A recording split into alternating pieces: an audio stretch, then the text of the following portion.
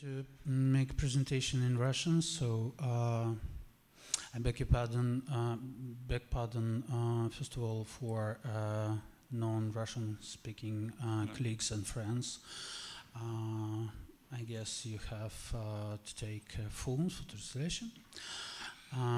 For many years I'm involved in the very specific territory, so-called technobiological arts, which explore interactions between art science and new technologies. So for this reason my presentation will be more oriented to practical questions. I'm just creator, more than theoretical questions, but I believe that sometimes facts or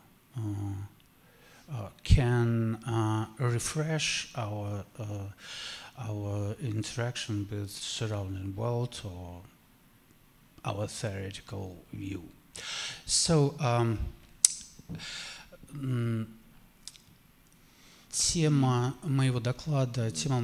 the subject of my presentation is the art of critical constructiveness.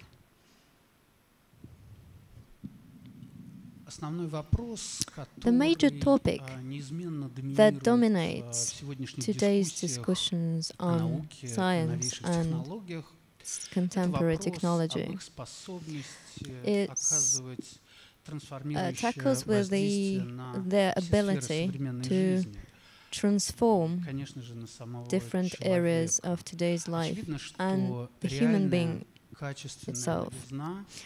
Apparently, real novelty, real originality of the technological shift that's happening in front of us. It's not only about scientific research. The point is that the practices counteract between each other and they engender a complex, systematic entity. It's a new space for living, for human being living. And one of the key factors of this construct from robotics and informational technologies and a whole variety of neuro and biomedical science. The effect of their transfusion is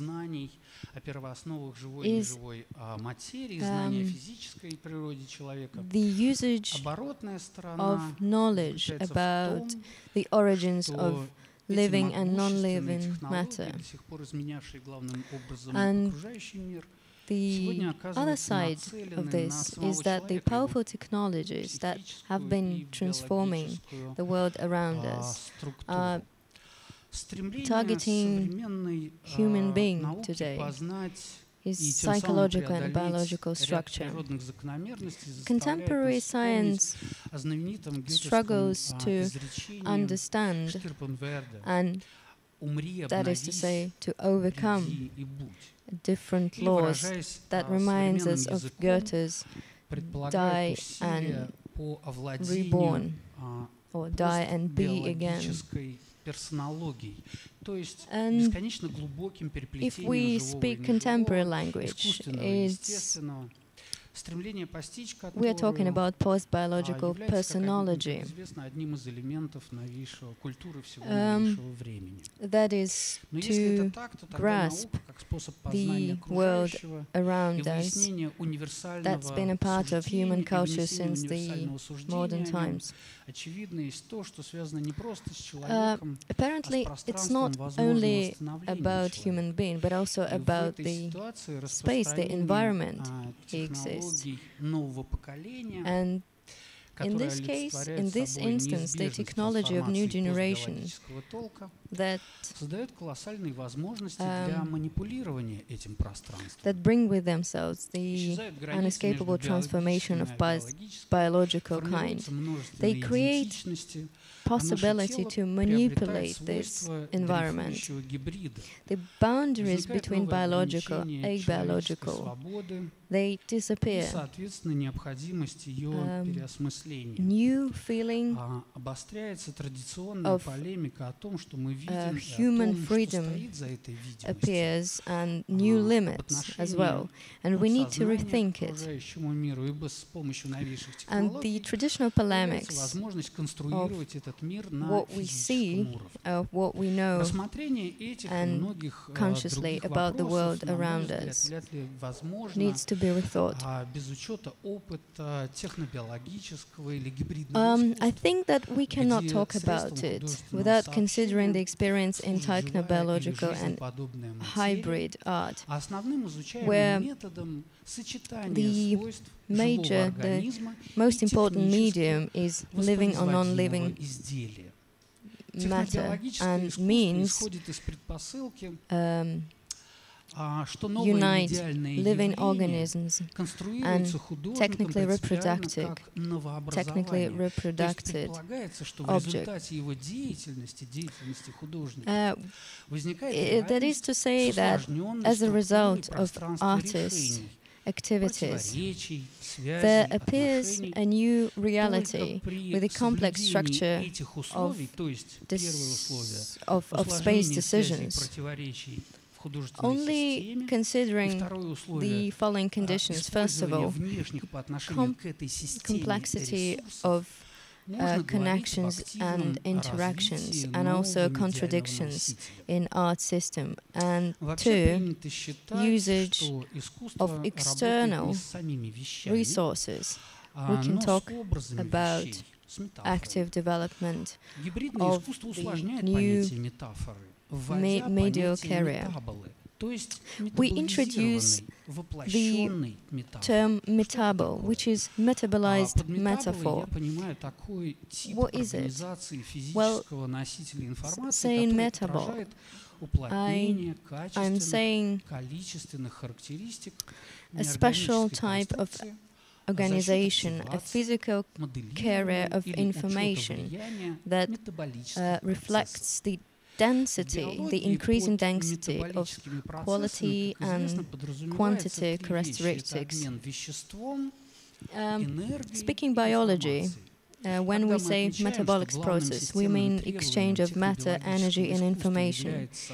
And when we say that structural density of non-organic matter is the main system requirement of the technobiological art, we're saying that we need this development of different shapes of non-living.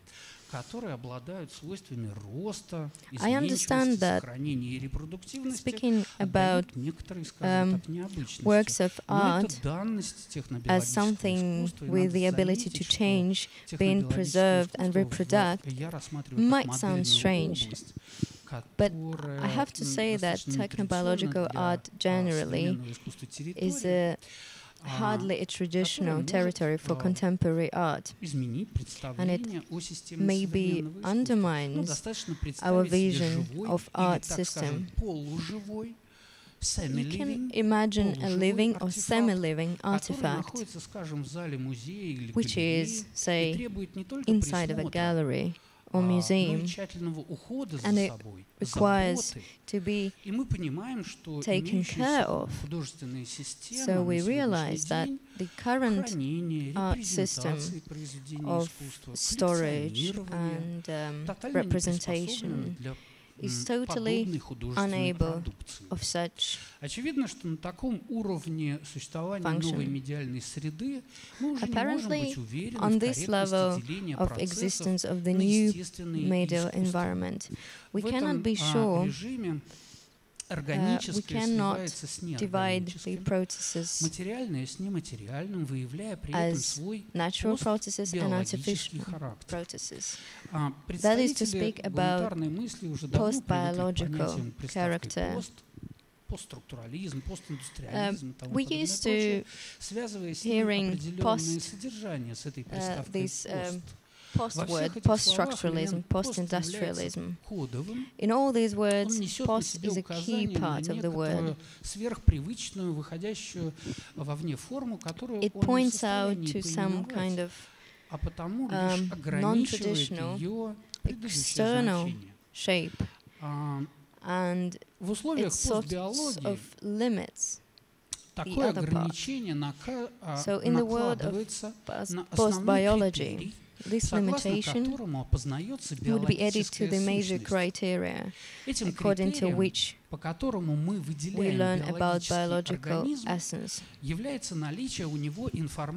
So the criteria we use to identify a biological organism is an information about self-reproduction, and it's ciphered in its genotype.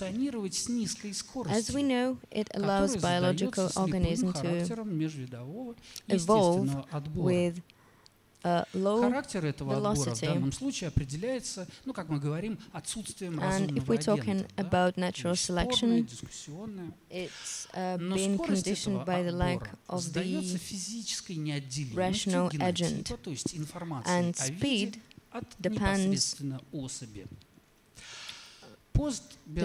on physical inseparatedness of genotype from the individual species.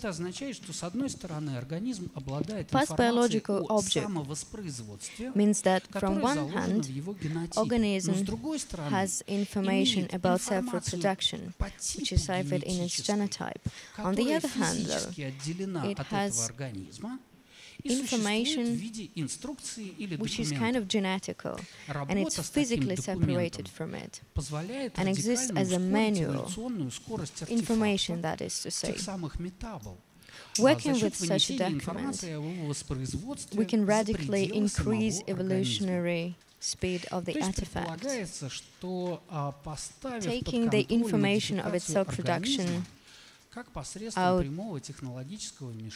away from the limits of the organism itself.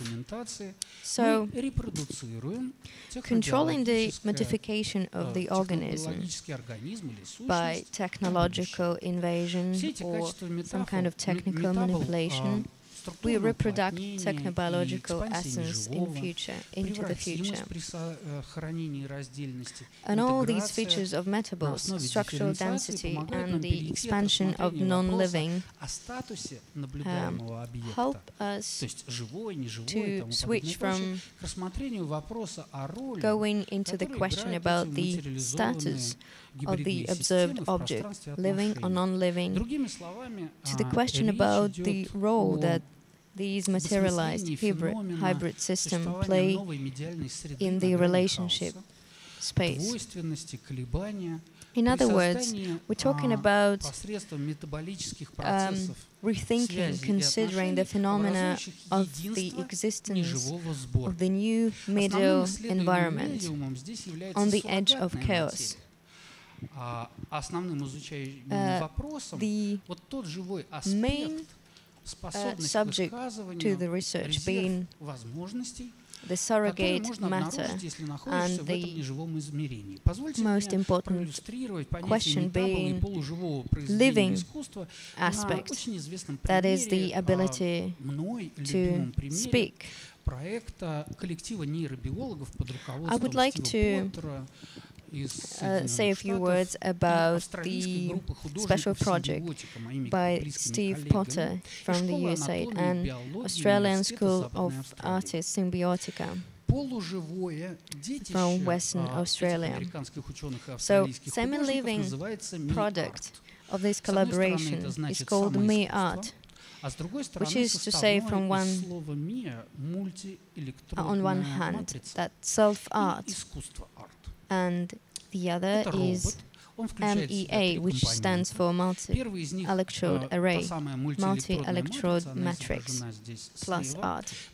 So this matrix is on the left, where we can see and cultivate cortex neuron of the rat embryo, wetware it's called.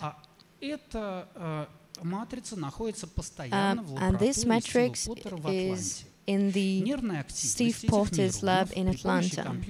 The neuroactivity of these neurons with the help of computer and TCP/IP protocol, that is software,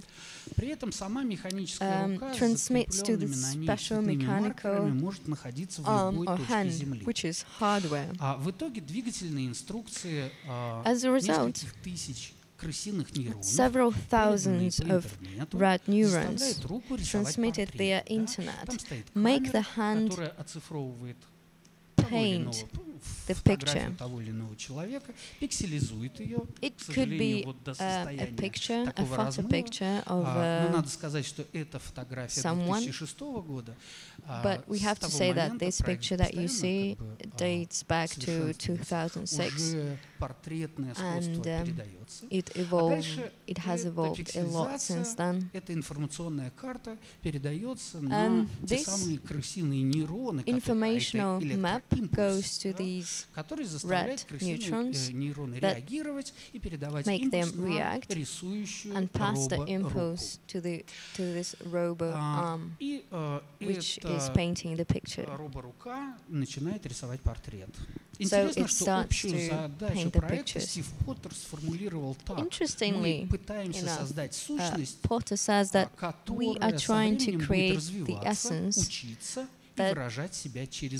that is going to evolve, to learn and to express itself via art. And it's been presented in different cities of the world because it's not only the rat creativity that has to be developed.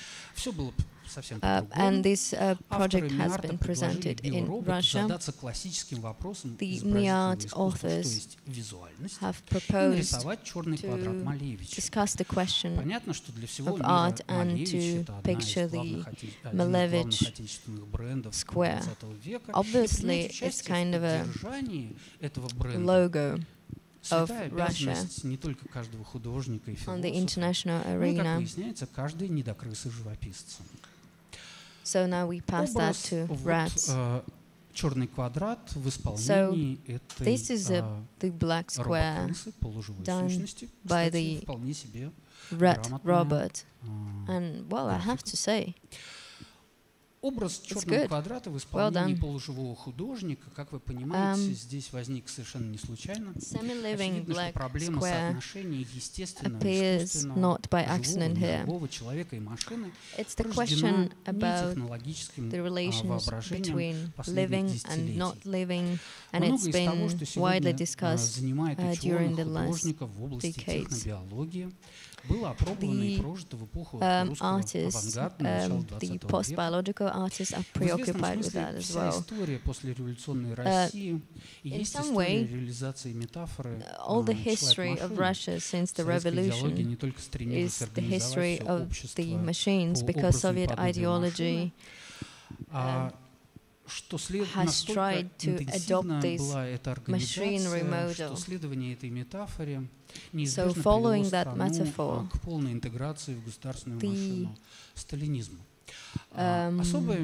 Russian society has been integrated into Stalinism.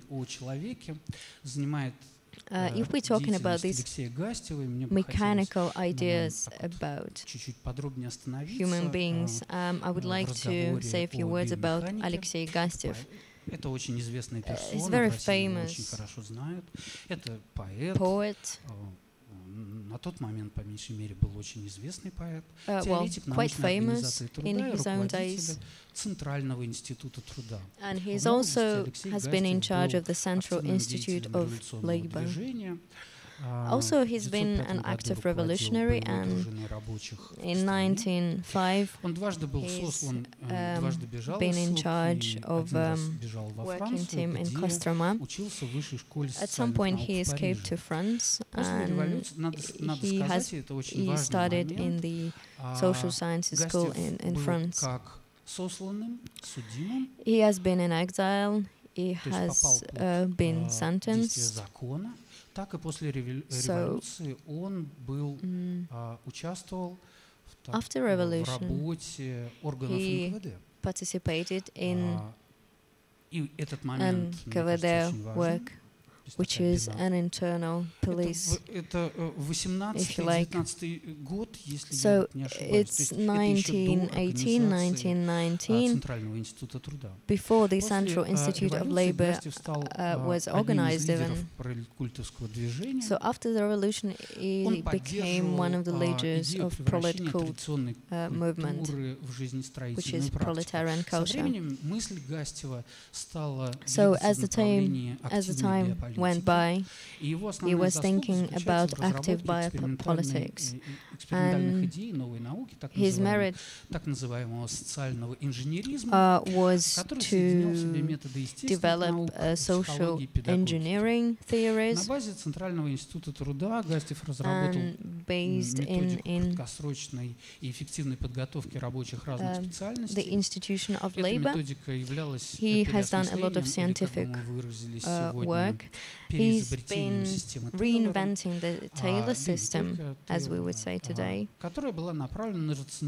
which was aimed onto rationalization of working operation. He believed in creativity, although he saw a human being as a biomechanical object, which has to be researched and efficiently used. In his article, People's Tenure, he wrote that this machine has the luxury of mechanics, automatism, and the speed of turning on. There's a motor, there's an engine, there are amortizators, and different different other skills. So this is biomechanics as a science, and inside the labor institution has been a special laboratory, and it's been a foundation of cybernetics, the science that's been developed by Norton Villain, and along with Gustav and Bogdanov, he might be called one of those who laid the foundation of cybernetics. And we see the second part of this story in 1960s. So, not only in technobiological art, but well, I would concentrate on that. The idea of biomechanics was applied to different areas, working with electricity, and also the daily education, daily working education of people. According to Gustav, first of all, it's the right schedule, it's the right diet, the right exercises, and also the right behavior, and it results in the increase of the general production culture. They were especially interested in the culture of motion. It has to be automatic, and it is a key word, you know. The more precise is the motion. If you are in control of your body, if you don't think about it, then you have some time and ability to think about higher subjects such as culture and spiritual issues. One of the tools of the education of humans was a chronomap. It's interesting that According to the ideologists of the Scientific Organization of Labor, it was what they called a social skeleton of daily activities of people, along with psychological passport, another document that they used to follow social and psychological observation. Chronomap is a kind of technical documentation. And Gustav used to say that exactly that kind of scientifically organized labor is the right kind of labor, because you're gonna live finally. You'll be doing less, you'll be tiring less. There were a number of projects and programs on reorganization of life. One of them, certain of them were led by Ilya Ivanov within the Institute of Experimental Veterinary. And also there was Bogdanov with the Institute of Blood Transfusion. And also Gas Dynamic Laboratory following the ideas of Tsiolkovsky. It may look like some kind of very narrow, specialized field, but in fact, they express some kind of more universal cultural statement, and they were reconsidering, rethinking the interaction between art and science. And this cultural statement assumed a possibility of some kind of reorganization of a human being into integration of a human being with the material system. So what was desired is the integration of a human being into this system of technological connections and this identification with its mechanics, creating new forms and new identities. And it's not really important what kind of automatism was chosen as an element. Was it social agreement in case of blood transfusion from young people to old people?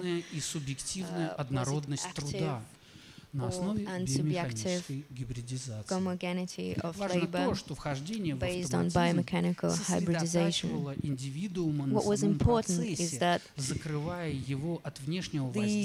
focusing on the automatism protected him from external impact, and creating limits of this automatism happened due to different tricks. Such live constructive practices were widely used at assemblage lines, in factories, state offices, the new offices with typewriters, where the workers got their skills of cyberization. The military machines and artificial limbs for the disabled, the automation of labor and medical machines, all those were part of the cyberization. These relations in the system, man-machine, were constantly changed. If in the early 20th century belief in the changeability and plasticity of a person went along with the positivist thinking of industrialism, today the artists working in technobiologies are facing the simulation of life possibility. I would like to draw a couple of examples to illustrate the strategies of this critical constructiveness in technobiology. This trend is just emerging. Well, we're used to this technobiological art. We understand something like some projections, constant interactivity of kids, installations, some airport gadgets, things like that. There's nothing, we couldn't be more wrong about that. There are different kinds of technological art, technobiological art. So now my first example to illustrate this topic.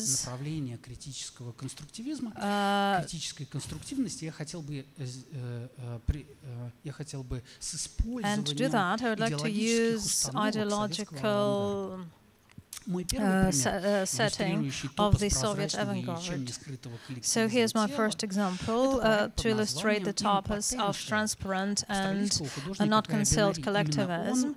It is called In Potentia and was created by an Australian art guy, Dmitry.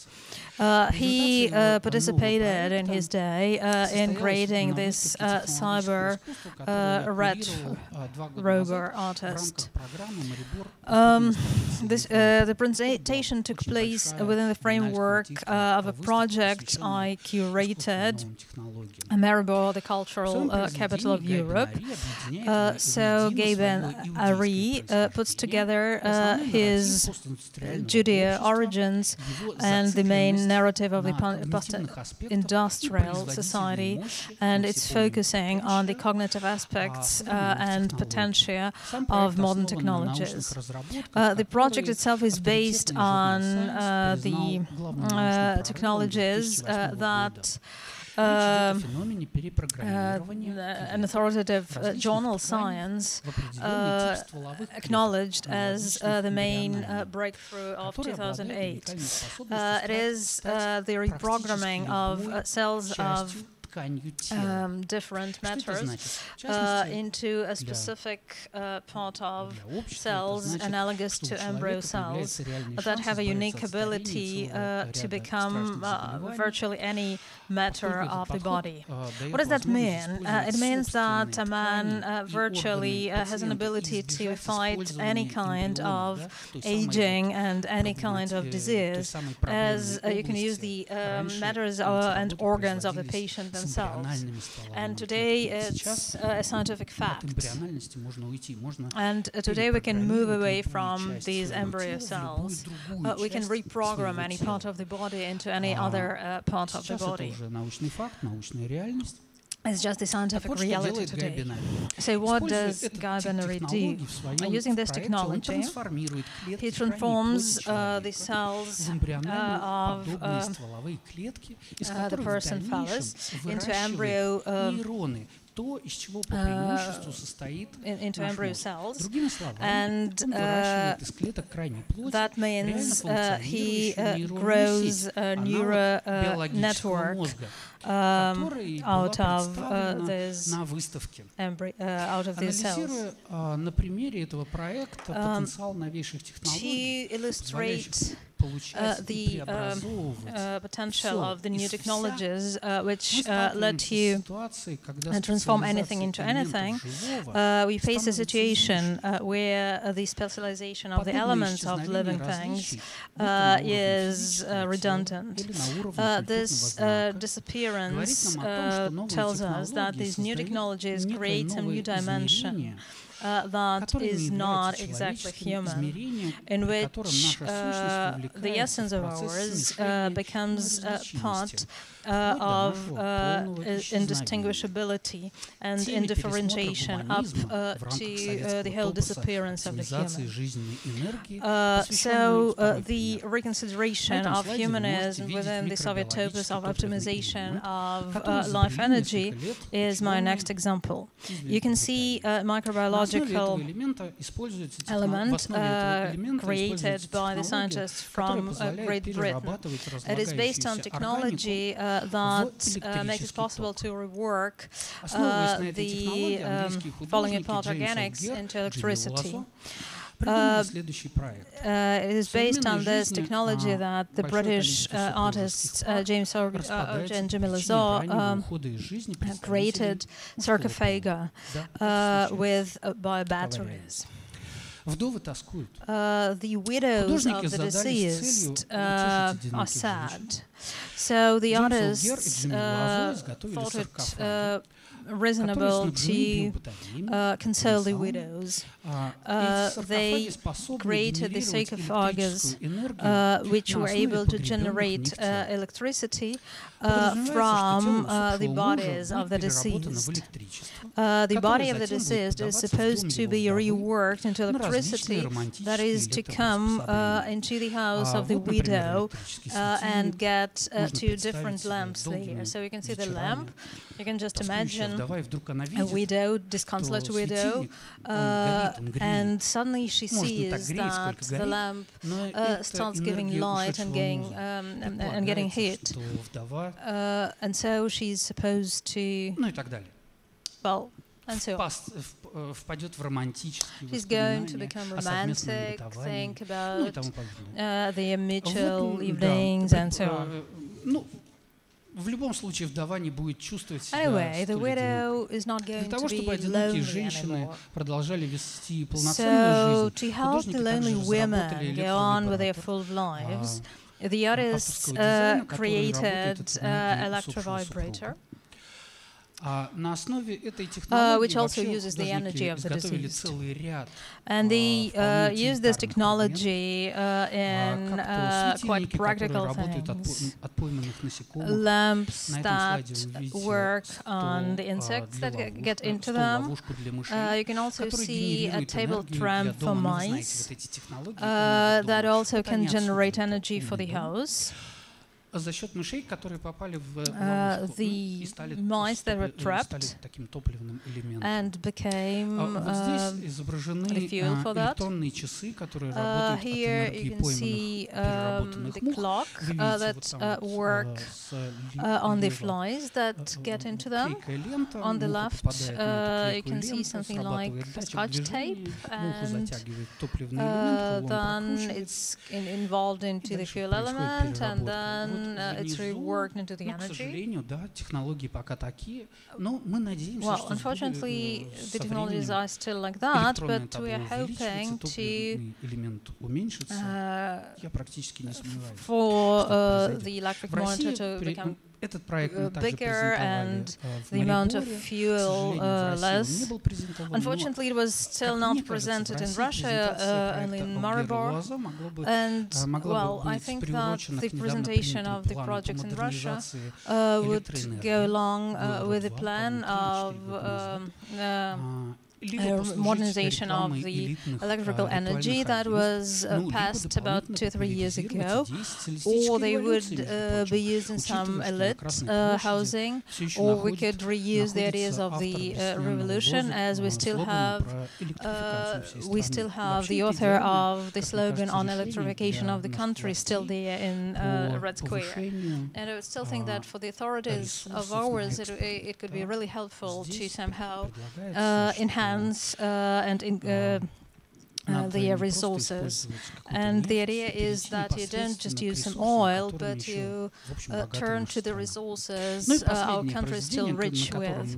And finally, the last example I would focus on illustrates the topos of the Soviet avant-garde on objective and subjective uniformity of the working power and rationalization of labor.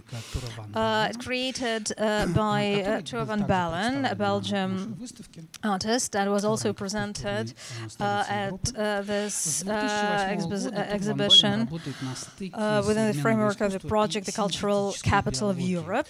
The artist has been working somewhere there at the edge of modern art and synthetic biology since 2008. Let me remind you that the traditional gene engineering works with the DNA of the animals and plants that exist, just adding some new uncharacteristic features for them. Unlike traditional gene engineering, synthetic biology works on projecting and conceiving the new not found in nature, biological functions and systems. So it is already in the laboratory that some kind of genome is constructed. You don't need any organism for it, and then it's somehow inserted into specific characteristics. Thorvald Ballin paid attention to doves who are not noticed by the majority of the population and believed to be something like flying rats. So being carriers of different virus, they also en masse cause a lot of problems for the communal services, somehow dirtying buildings, sculptures, and forests. So these are the negative features of the neighborhood between the doves and the people that the artist used. Using the instrument of synthetic biology, he constructed a synthetic sequence that he added to the genes of bacteria. The new genes, the new artificial bacteria changed the metabolics of doves in such a way that the doves began excrement with cleaning device, with cleaning substances. I would like to take it not as a statement on the nature of the ethical or the ecological, but rather as a statement on the nature of scientific positivism as such. So, turning a lot of set principles of the Soviet avant-garde, the new scientific society is also heading for creating some working models and forms of life. It is quite natural that they are used in such a way that they are to put utilitarian models into life. So we could really get something very utilitarian in such a way, but for one thing. But for the Soviets, the contemporary scientific system pretending to be the absolute, to get something that can be fully done with some fully understood, with some logical sequences. As whatever. Generally, it's very interesting examples and examples of contemporary bio-art and how it reflects contemporary techno-scientific mutations of contemporary capitalism, somehow using these possibilities for creation different forms of, as you say, different forms of life, different organisms, or semi-life entities, or sort of this, which is very difficult. I got it from your talk. It's very difficult to store them or to keep them in museum because they could be rotten or disintegrated and so on. So it gives it interesting.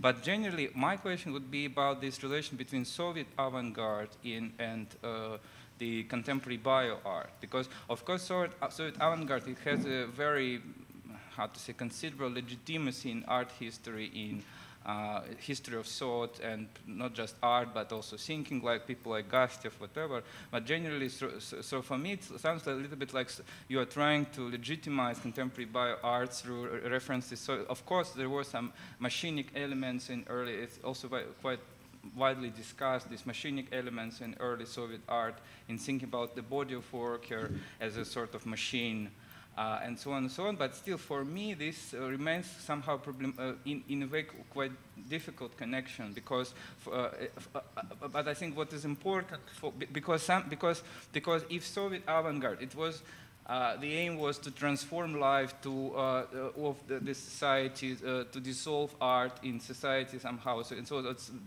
common places of the discourse of Soviet avant-garde, like constructivism, productionism, whatever. But I mean, generally, bio-art, it's vice versa. It's rather sublate, not art to life, but life to art, so somehow wants to recreate or create new forms of life. And generally, to our discussion about relevance of humanism or post-humanism conjuncture and Soviet legacy to Soviet legacy, I think it was an interesting moment indeed in 20s in Soviet Union when these radical avant-garde currents which were experimenting with body, with machinic elements, they were somehow already post-humanist in a way. So it's an interesting future in the past which occurred in 20s. So it was, and I mean, this is interesting for our debate because when now you discuss this bio-art as a sort of post-human art which merging the borders between life, human, non-human, whatever, so somehow it was Bogdanov, for example, whom you quote, he experimented with transfusion of blood from one, not between animals and humans, but between different groups of humans. So in my way, it's like a strange perverted embodiment or reenactment of avant-garde, like Virno says about communism of capital. It's like somehow some common technologies or some problematics of Soviet avant-garde. Of course, it was based on the idea of networks also. It was about sort of collectivization of intellectual production like contemporary internet actually already somehow implies, for example, in these networks and so on. So it was a critique of traditional intellectual labor. So, but in a way, for me, it's like a sort of very perverted or very, how to say, embodiment of Soviet avant-garde, which somehow reinterpreted and captured by contemporary other capitalist culture, not in a way of emancipating or whatever. So just for comment, maybe not a question, but comment to you. I would just add that, in my opinion, I'm quite sure that all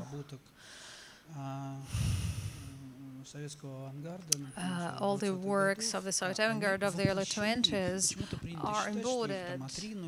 Well, they are believed to be rejected, but I can see them everywhere, especially in art.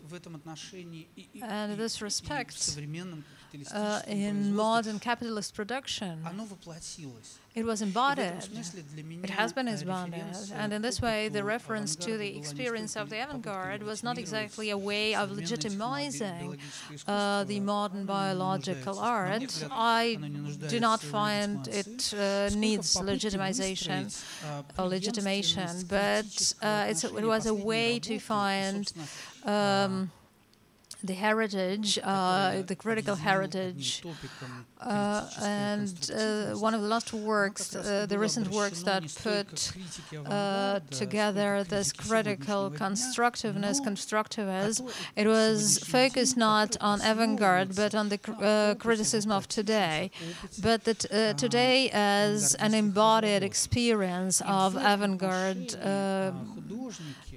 projects and inventions. And in this way, artists, I would say, somehow go on with constructing the critical approach towards today. What is more, towards the rhetorics of today, due to which we can easily follow the trends in development of those technologies. And I have no doubt that our inhuman or non-human future is very close. So the task is the task of the artists included is to see this trend in development, to see what effort we can put to somehow let it move from this inhuman or non-human development that is somewhere there in the nearest future. The technological art is for some reason considered to focus those moments of this inhuman future. The technological combination I would say, at least my understanding of this technological art is to see this trend and to somehow spot, to see the non-reducible, the so-called alien agencies, and to come into productive connection with them, thus somehow moving away this trend, this vector of development. And in this, the methodology of artistic avant-garde is very relevant. It is in spotting these non-human elements, the getting into them from the full indiscernibility, and an attempt to create some kind of image. And in many ways, it is not a method of just avant-garde. For me, it is a method that was very well defined by Ignatius Loyola, the Jesuit methodology. Loyola wrote, you are to look deeply into the images of hell, to let our belief to have a pious character. And in this way, I insist that that today's biological art was not formed in the late 19th century. Rather, it was formed at the moment of this antagonism between Reformation and Counter-Reformation. And in Counter-Reformation, there was this productive way of turning towards visual images which go against the work, the textual work of the Protestant. And the history of contemporary art, I'd say, has a much longer history than it is believed. And I quite understand it might seem weird, but I do believe myself to be some kind of a Jesuit monk who practices those monk practices. And I would say that all these are the images of hell, but the artists know very well how to work with those images, and they do underscore some logic. And what I'm very interested in is this creative moment, turning point for them, to move it from the common practice for technobiological production towards art. Thank you. More questions?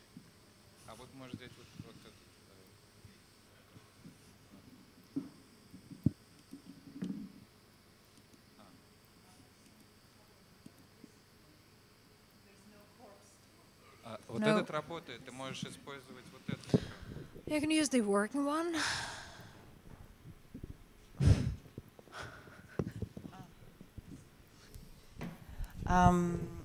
Yes, I agree that nominally there's an explicit overlapping between bioengineering of avant-garde and bioengineering of this recent projects. Nevertheless, I would also emphasize this issue of deviation and aestheticizing of deviations, biological deviations as well as technological deviations, and the emphasis on the twist in this recent project. At the same time, if I were to differentiate between bioengineering in avant-garde and bioengineering of the recent times, the issue here is that, again, the spread of the avant-garde projects is, has a generic dimension. It is meant for the whole nation. So it is inventing some kind of tool or some kind of application of the tool that could be established into production in a very mass, from the point of view of mass production. So it has the dimension of biopolitical and mass application, but at the same time, what is important here is the epistemological difference. For avant-garde, all extension of the human preserves the humanity. So it's about enhancing or increasing the capacity of the human technologically as well as biologically, as well as from the point of view of limitation of life. Whereas here, it's important that the episteme of human has to collapse to produce these hybridities. So in avant-garde, you never deal with this kind of contingent hybridities, whereas in the recent projects, it's very important to exert this epistemological collapse of the human issue by means of contingent serialization of hybridities. Единственное, поясню, что с моей точки зрения, I'll just explain a little bit. As I see it, well, you tend to think in this McLuhan kind of philosophy school. And it's hardly surprising because McLuhan was a big fan of Kapp theory. And it's been written along with Marx, in fact. So we can find a lot of points that we read in McLuhan, in Marx. So in some respect, McLuhan is a Marxist. When in a certain conversation with a colleague of mine, I was saying to someone, like, you're a real Marxist in terms of your approach to technobiological art, and it hardly surprises me. But it's only a certain approach at a kind of a broadening of a human being with the help of different tools, because there are different points of views which are focused on the links. And we're talking about human essence being opened. And so there are different links between us and something external. So this network theory, it sometimes questions this point against the McLuhan broadening of human being. There is no one vector there. We're always somewhere out there, and we find these non-human agents, and we counteract with them. So, you know, it's open to discussion, and this approach to a human being as an open system, well, I personally like it, but there can be different point of views. Mike, please. Yeah, I might be repeating something that's been said already here. But I think you were quoting Gustav, and you gave as an example that the final goal of his work was certain automatization of a certain movement, so that we can spare some time for spiritual activity, for creation, for art. So, in some respect, he's been working in this spiritual field, maybe not in a traditional sense. Like if you take a pianist and he plays gammas, doing some mechanical exercises, and then he begins to create, and the other way around. All the ideas and research in biopolitical area, they're concerned with humanization, anti-humanization, with the turning of a human being into a machine. I may not have a lot of examples here, but this kind of art, it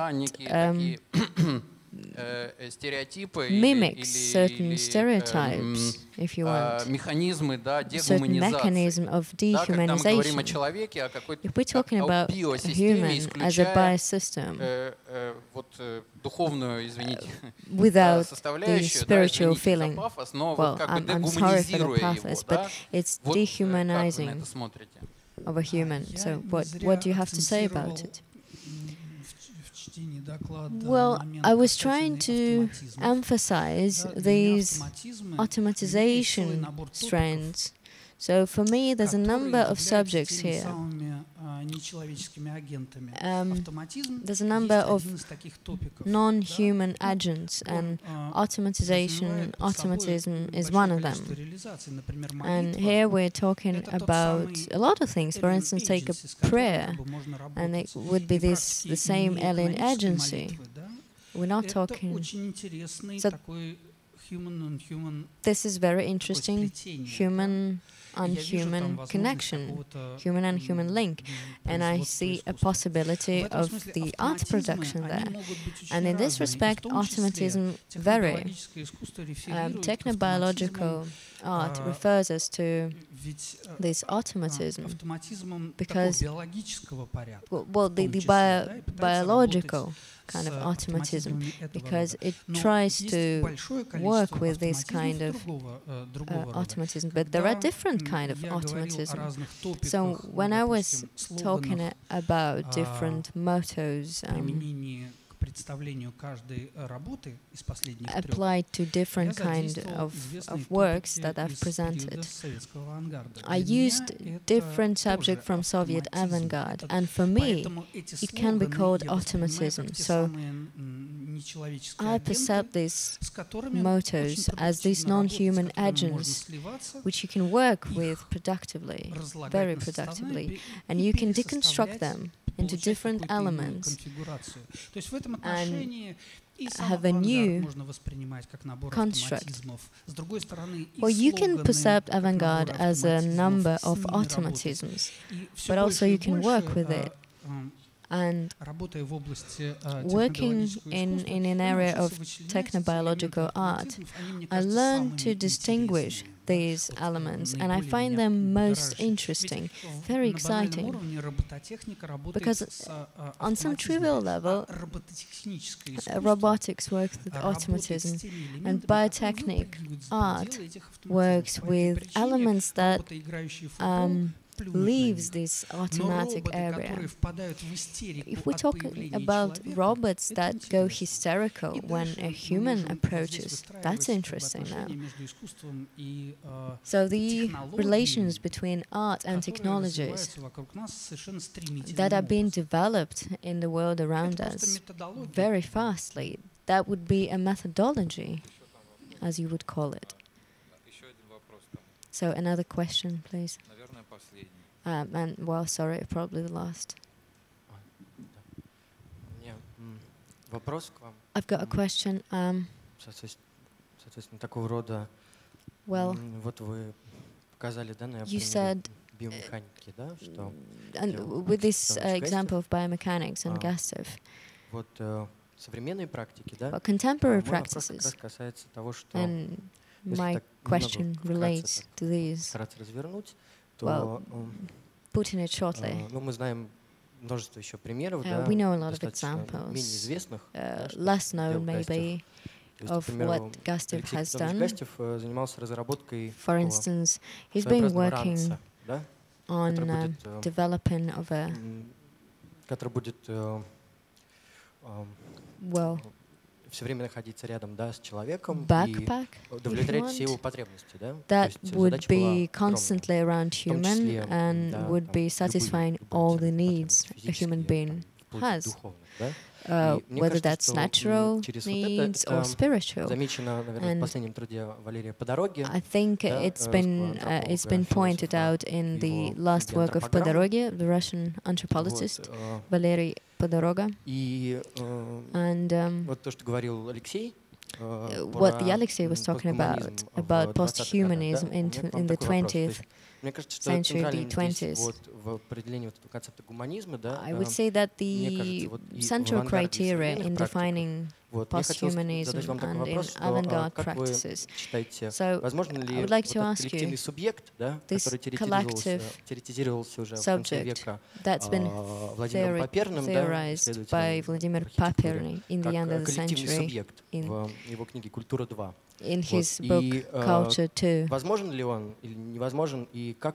Whether it's possible or not possible, if we're talking about the contemporary practices that you've shown us chronologically as this collective body, how does it behave? And unlike the avant-garde of the 20s, where the collective subject was, well, compared to us, probably more articulated and more detailed. Well, during writing, when these books, these important books, were written, there's been a turn from the artificial intellect, kind of a direct cybernetic system, towards art that started to use the theory of artificial life in its practices.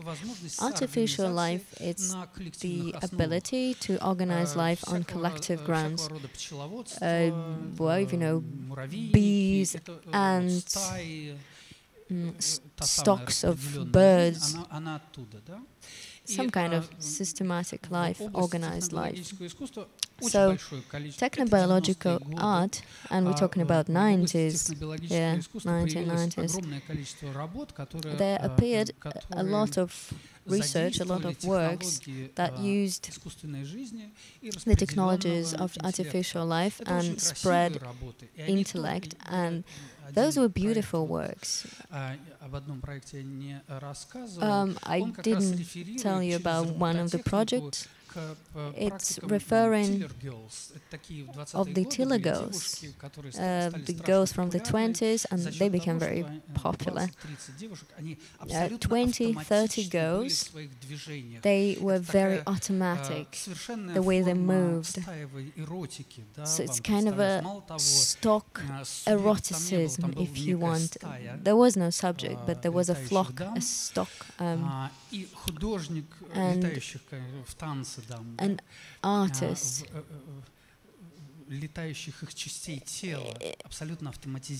these flying parts of the body. Louis-Philippe Demer, my colleague from Singapore, he called his project Till Girls Project. He made a flock. They were very simple robots, and it was about artificial life, because the idea of the whole concept is the ability to present it as something very simple. So he created simple robots, like, I don't know, crosses. And these simple robots, they could dance together, and it was a bizarre dance.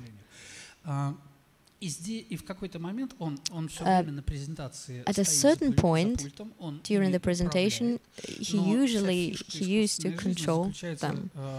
But the whole point of artificial life is when you let it go at some point, and this flock, they just behave in a totally unpredictable way.